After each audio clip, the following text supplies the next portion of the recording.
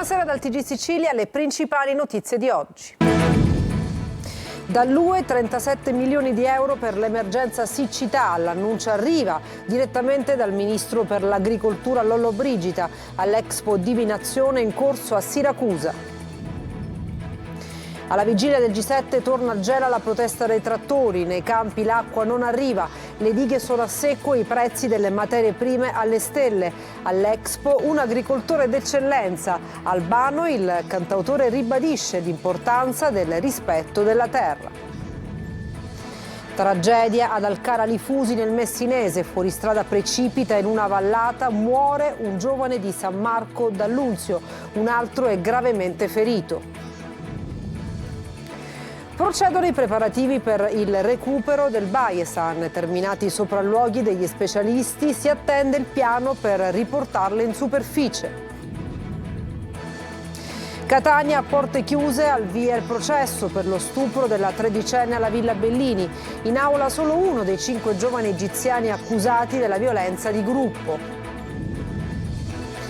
Il calcio in Coppa Italia sfida sulla carta proibitiva per il Palermo in casa del Napoli. Dionisi e Conte si affidano al turnover. In Serie C domani turno infrasettimanale, il Catania ospita il Cerignola.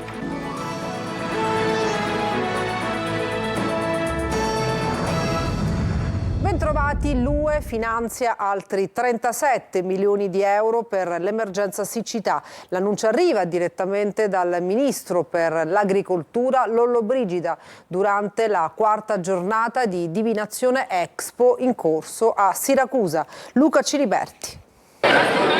37 milioni di fondi europei per l'emergenza siccità nel sud Italia e in particolare in Sicilia. Di ritorno da Bruxelles in occasione del vertice con i ministri dell'agricoltura dei paesi UE, Lollobrigida porta in dote un importante tesoretto per dare risposta, seppur parziale, a un comparto in piena crisi. La Commissione ci ha ieri assegnato 37,4 milioni cofinanziabili con fondi interni fino al 200% e quindi contiamo di avere risorse importanti da mettere a disposizione dei nostri imprenditori agricoli che hanno tanto sofferto. L'annuncio questa mattina in occasione della 4ª giornata di Divinazione Expo 2024 in corso a Ortigia, durante il confronto sul futuro dell'agricoltura e della pesca con le istituzioni italiane ed europee. Ristori che si aggiungono a quelli messi in campo dalla Regione. La proposta sicuramente sarà quella dello sgravio delle cartelle settoriali del 2023, già una parte è stata operata con l'assestamento di agosto, vedremo se sarà possibile portare avanti anche, oltre a questo, anche altre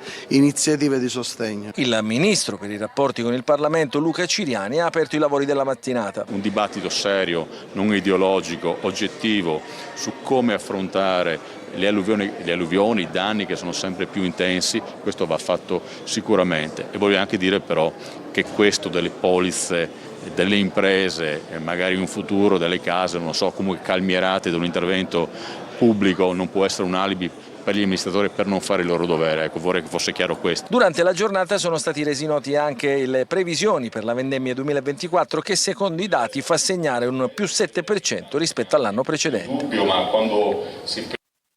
Nei campi l'acqua non arriva e le dighe sono a secco, mentre i prezzi delle materie prime sono alle stelle. In contemporanea con il G7 dell'agricoltura torna la mobilitazione degli agricoltori contro le politiche europee. Gerry Italia.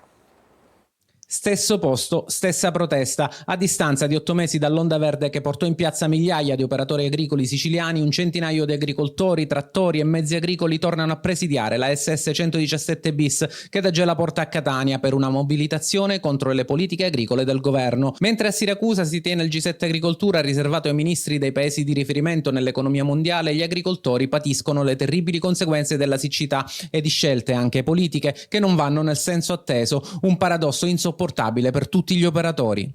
Qua manifestiamo per il basso o quasi niente raccolto che c'è stato, la problematica insomma, di tutti gli effetti, di tutte le cartelle che arrivano perché in qualche modo si devono pagare, mentre a distanza di 100 più chilometri di distanza vengono spesi i soldi a feste, a festeggiamenti. Nei campi intanto l'acqua non arriva, le dighe sono a secco, i prezzi delle materie prime sono alle stelle, le aziende non riescono a competere con i mercati esteri. siamo stufi e penalizzate le pene che ne stanno facendo, perché loro cercano sempre, che vogliono soldi, cercano tasse, tutte cose aumentano, il prodotto nostro, tasso zero, non vale niente. Perciò come andiamo a fare? Gli operatori del settore alzano la voce contro le politiche agricole imposte dall'Unione Europea, che vengono definite disastrose e distruttive per l'intero comparto. Noi non possiamo seminare, non abbiamo le possibilità, dopo venendo da un'annata siccitosa come questa, non abbiamo più le forze da seminare, mica c'è qualcuno che ci spinge abbassando i costi e ci invoglia a produrre. A portare la solidarietà agli agricoltori anche i sindaci di Gela e Niscemi, Terenziano Di Stefano e Massimiliano Conti. Anche Albano all'Expo di Ortigia nel pomeriggio è stato premiato in Piazza Duomo e ha ribadito l'importanza del rispetto della terra. L'agricoltura è la migliore medicina che esiste al mondo, ha detto al nostro TG. Francesco Aloi. Do you know Albano? Yes, felicità. Yes, of course. All'Expo di Ortigia ci sono ministri, turisti e anche Albano, cantante famoso nel mondo, figlio di contadini che nel sangue ha l'agricoltura. L'agricoltura quanto è importante per il nostro paese? È importante per ciò che siamo, per ciò che eravamo, per quello che dobbiamo essere. L'agricoltura vuol dire è la migliore medicina che esiste al mondo. Bisogna avere amore e rispetto per la terra, evidenziato in Piazza Duomo. Ha bisogno di mani per l'agricoltura e soprattutto cervello per l'agricoltura. E i giovani che si allontanano da questo settore? Peggio per loro, che ci ripensino. A questo grande evento non poteva certo mancare lui. Dalla Puglia ad ogni angolo del mondo, tutti conoscono la sua musica, ma lui, come è stato definito qui, non è un semplice cantante, ma un cantagricoltore innamorato della sua terra. Prima di salutare tutti, però, una canzone era d'obbligo. Addio, addio amore, io vado via, amara terra mia, amare bella.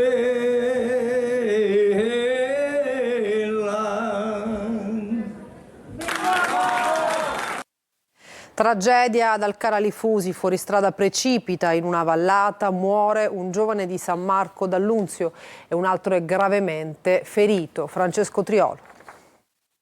Un volo tremendo con l'auto lungo una scarpata che non l'ha lasciato scampo ad un 29enne di San Marco d'Allunzio. La tragedia si è consumata nella notte ad Alcaralifusi, in provincia di Messina. Secondo la prima ricostruzione, il giovane a bordo del proprio fuoristrada aveva raggiunto nella notte una zona rurale nella parte alta del borgo Sinebro insieme ad altri due giovani, uno dei quali sarebbe sceso per necessità fisiologiche, mentre il 29enne faceva manovra per girare e tornare sulla strada. Improvvisamente però la jeep sarebbe finita sotto il ciglio della strada e precipitata nel vuoto. A perdere la vita Gabriele Di Simone, mentre un 16enne che era a bordo dell'auto è rimasto gravemente ferito e trasportato in mattinata con l'elisoccorso a Messina.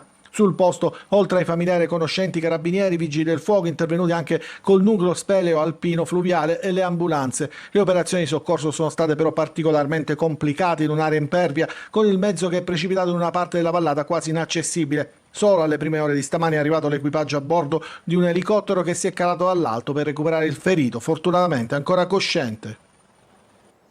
Procedono i preparativi per il recupero del Baiesan, sono terminati i sopralluoghi degli specialisti, ora si attende il piano di recupero che dovrà essere autorizzato dalla Capitaneria di Porto e la Procura di Termini Imerese. Maglio Viola. Si sono conclusi i rilievi da parte dei sub della ditta incaricata dalla proprietà del veliero Baiesian, fondamentali per redigere il piano di recupero dell'imbarcazione affondata la notte del 19 agosto scorso al largo di Porticello nel Palermitano e dove trovarono la morte 7 persone, 6 passeggeri e un membro dell'equipaggio. Un passaggio fondamentale per la definizione del piano di recupero che adesso dovrà essere presentato alla Capitaneria di Porto per l'approvazione anche da parte della Procura, visto che lo stesso recupero è fondamentale anche per le indagini. indagini. Nei prossimi giorni, terminato l'iter burocratico, potranno iniziare le operazioni. Si tratta di una procedura complessa che richiede l'impiego di mezzi navali specializzati e subacquei esperti.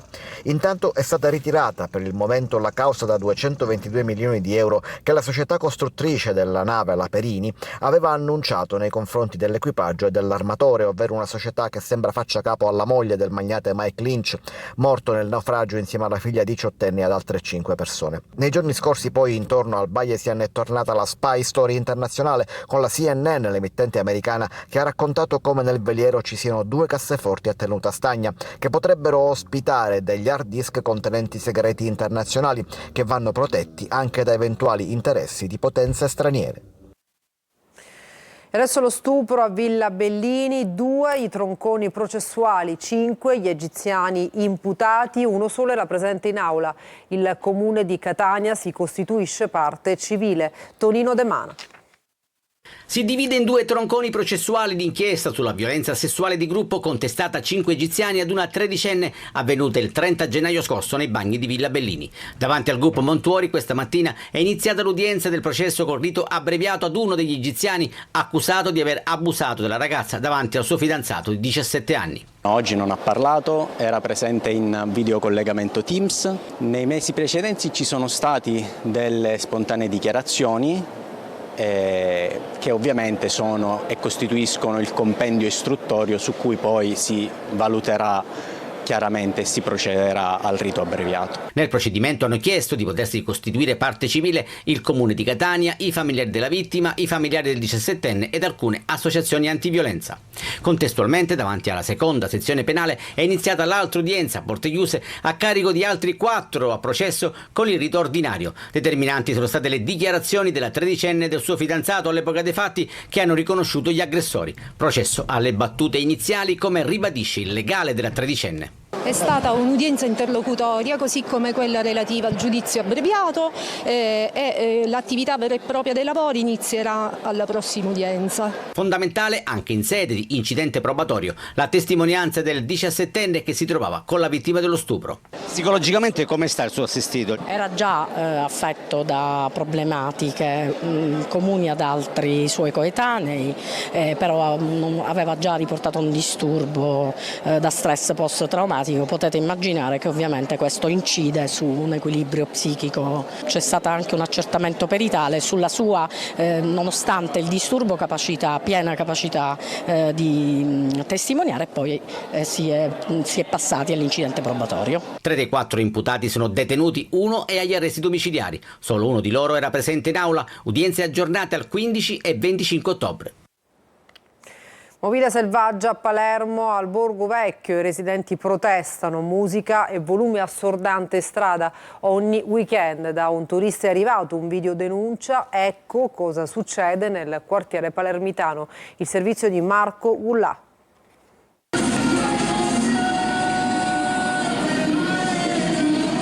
Quella che vedete è la piazza del quartiere Borgo Vecchio a Palermo. Sono le 2 di notte di venerdì sera. La musica proviene dagli impianti delle auto, tremano i vetri e i muri delle case. A girare questo video un turista che soggiorna in un B&B, un video denuncia per documentare cosa succede la notte e soprattutto i disagi che crea ai residenti.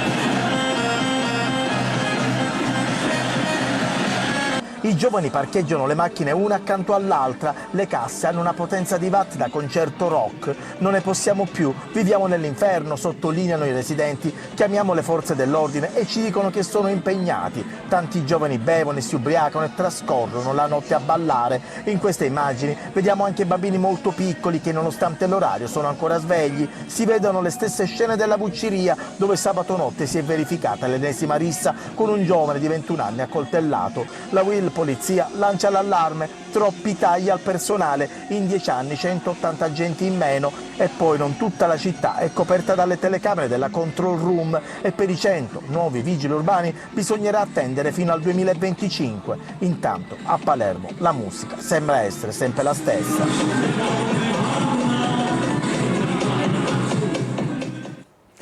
E sempre a Palermo la Guardia di Finanza sequestra le gelaterie Sharbat dell'imprenditore Mancuso, il re del gelato. Era in affari con il boss Michalizzi. Roberta Lunghi. Le mani della mafia nel settore delle gelaterie artigianali a Palermo erano più ampie di quanto già scoperto. Dopo l'arresto in agosto del re del gelato Mario Mancuso per la bancarotta del marchio Brioscià nel 2021 e del suo socio, il boss Michele Michalizzi, con il relativo sequestro di 1,5 milioni di euro, oggi arriva il sequestro di 2 gelaterie e pasticcerie e il relativo marchio Charbà in via Terra Santa e a Mondello. Michele Michalizzi e Mario Mancuso sono accusati a vario titolo di concorso esterno in associazione mafiosa, estorsione aggravata dal metodo mafioso, trasferimento fraudolento di valori e bancarotta fraudolenta. Michalizzi, 75 anni, genero dello storico capo mafia Rosario Riccobono, era tornato in libertà nel 2015 dopo 20 anni di carcere. Avrebbe deciso tutto sull'andamento delle gelaterie, gli investimenti, le assunzioni e anche la bancarotta. Il sequestro disposto dal GIP supererebbe i 2 milioni di euro. Le famose gelaterie resteranno comunque aperte, considerate alla nomina di un amministratore giudiziario. Si acuisce l'emergenza idrica nell'Ennese dopo l'ennesima rottura lungo la condotta di Contrada Girgia. Per le prossime 36 ore niente acqua in molte zone della provincia. Nel Trapanese sono invece iniziati i lavori di ripristino della condotta idrica che da Bresciana fa arrivare l'acqua a Trapani. Laura Spanò.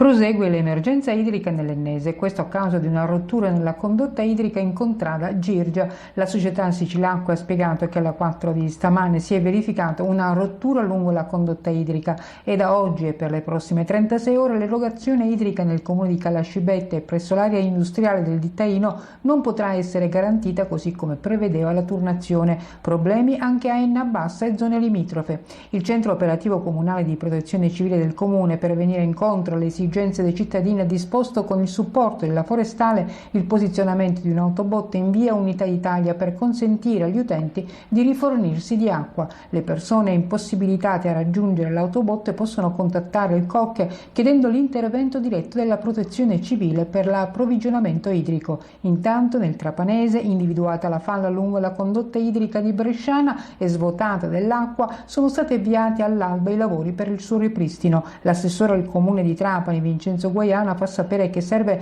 un particolare pezzo di ricambio che sarà costruito su misura. L'amministrazione, che ha attivato il centro operativo comunale, comprendendo le difficoltà dei cittadini, ha stabilito di garantire con priorità l'acqua a scuole e ospedali. I lavori, nella migliore delle ipotesi, si protrarranno almeno fino a domani sera. L'invito ai cittadini: un utilizzo parsimonioso dell'acqua a disposizione. Il comitato spontaneo di cittadini senza acqua a Enna, nel corso di un'assemblea alla quale hanno partecipato oltre 500 persone, ha annunciato che domani depositerà in procura un esposto per chiedere che sia fatta luce sulla gestione di questa emergenza idrica e sulle tariffazioni delle bollette. E cambiamo argomento, osservatorio astronomico su Monte Mufara. Il TAR respinge la richiesta di sospensiva presentata dalle associazioni ambientalistiche. Eva Spampinato.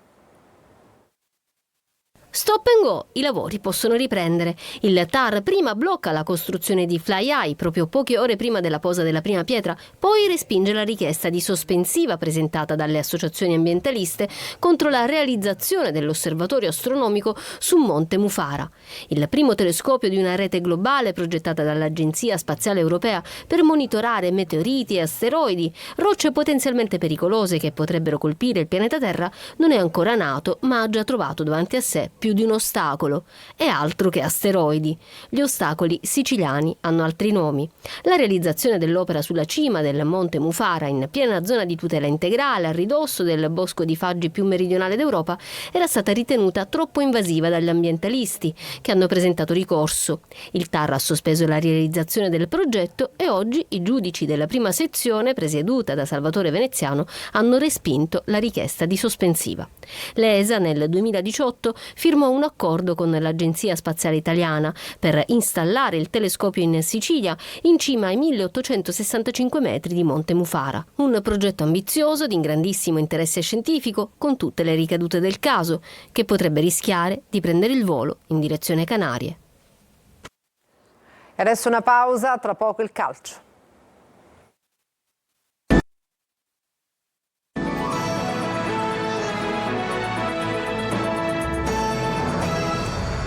bentornati, siamo al calcio. È scattato il countdown in casa Palermo in vista del match di giovedì in Coppa Italia contro il Napoli. Dionisi e Conte adotteranno un ampio turnover. Marco Gullà. Rotta verso Napoli, il Palermo si appresta ad affrontare la formazione di Conte nel match di giovedì sera al Maradona. Una partita dal sapore di Serie A e che vale gli ottavi di finale della competizione. Il Palermo se la vuole giocare fino in fondo, anche se Dionisi adotterà un ampio turnover per permettere a chi ha giocato meno di calcare il campo del Maradona. Una sfida affascinante che ai tifosi del Palermo rievoca piacevoli ricordi, ovvero di quando la squadra rosanero era habitué in massima serie. Gli uomini di Dionisi sanno già come si batte una squadra di categoria superiore. Ai rosa è già successo 3 volte quest'estate tra amichevoli e partite ufficiali. Il Palermo ha battuto il Monza e il Leicester in amichevole, poi il Parma ai 32esimi di Coppa Italia.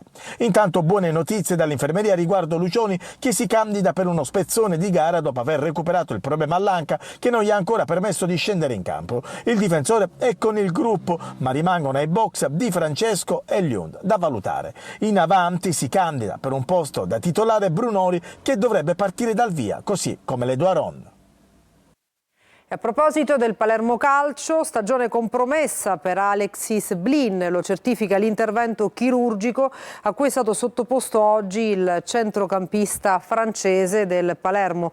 Tornerà in campo tra circa 4-5 mesi.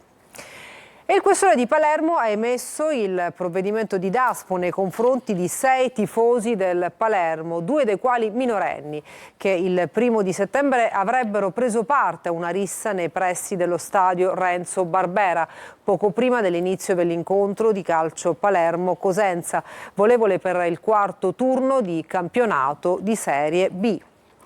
E adesso il Catania atteso da un doppio turno casalingo, domani contro il Cerignola, poi il Monopoli, tutte squadre di alta classifica.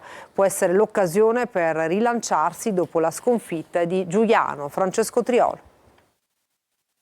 È la prima di 2 gare casalinghe consecutive che possono far accelerare il passo. Il Catania ha tutta l'intenzione di riscattare la sconfitta di Giuliano a partire dal match di domani sera contro il Cerignola al Massimino, una delle formazioni che stanno facendo meglio in questo avvio di campionato, così come il Monopoli che viaggia appaiata alla squadra di Peppe Raffaele a quota 10 in classifica. Ecco perché il doppio turno che hanno davanti i rossazzurri può diventare più che interessante. Domani Toscano ha una certezza ed è quella che non potrà utilizzare Beders tra i pali dimesso ieri sera all'ospedale. Al suo posto giocherà Adamonis, che così farà il suo esordio dal primo minuto dopo essere subentrato proprio a Lettone domenica scorsa a Giuliano. Per il resto il tecnico etneo potrebbe optare per qualche variazione, considerato che le opzioni non gli mancano e soprattutto gli impegni ravvicinati. Verna si candida ad una maglia da titolare, l'ex del Catanzaro è pronto e vuole essere protagonista dopo aver superato le difficoltà fisiche legate all'infortunio alle costole. Se giocherà in mediana, Guglielmotti potrebbe essere riposizionato. In attacco invece Montalto dovrebbe partire dal primo minuto e dare vita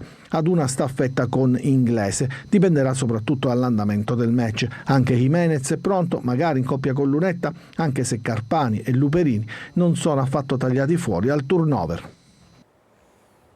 E per questa edizione è tutto, grazie per averci seguito e buona serata.